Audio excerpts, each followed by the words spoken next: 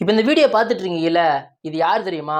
செங்கல்பட்டுல 14 வயசு ஒரு சிறுமியை பாலியல் வன்கொடுமை செஞ்ச 2 பேர்ல கைது செய்யப்பட்ட ஒருத்தன் தான் இவன். வீடியோ தெளிவா எடு, எதுக்கு மறைச்சு எடுக்கிற, என்ன முழுசா காட்டுற மாதிரி எடு, எதுக்கு பயந்து எடுக்கிற அப்படிங்கிற மாதிரி ஒரு திமிரா தெனாவட்டா பதில் சொல்றான். இவனுக்கு தான் போலீஸார் மாவு கட்டு போற மாதிரி அவனோட கை காலை உடைச்சிருக்கணும். ஆனா இது மாதிரியான செயல்களை ஈடுபடுறவங்கள ஒரு சில பேரை கண்டுபிடிக்கிறதே கஷ்டமா இருக்கு. நான் என்ன சம்பவம் சொல்றேன் அப்படிங்கிறது உங்களுக்கு தெரியும். தூத்துக்குடியில பாதிக்கப்பட்ட பெண்ணுக்கு நீதி கேட்டு போராடிட்டு இருக்காங்க.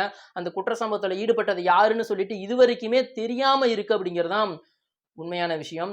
இது மாதிரி தொடர்ச்சியா தமிழ்நாட்டுல பாலியல் குற்றங்கள் நடைபெற்றுட்டு இருக்கு. இதுக்கு காரணமா நீங்க என்ன நினைக்கிறீங்க அப்படிங்கிறத கீழே வந்து கமெண்ட்ல சொல்லுங்க. போதையில இருந்த ஒரு நாய் தான் இது மாதிரியான தவறுல செஞ்சிருக்கான்.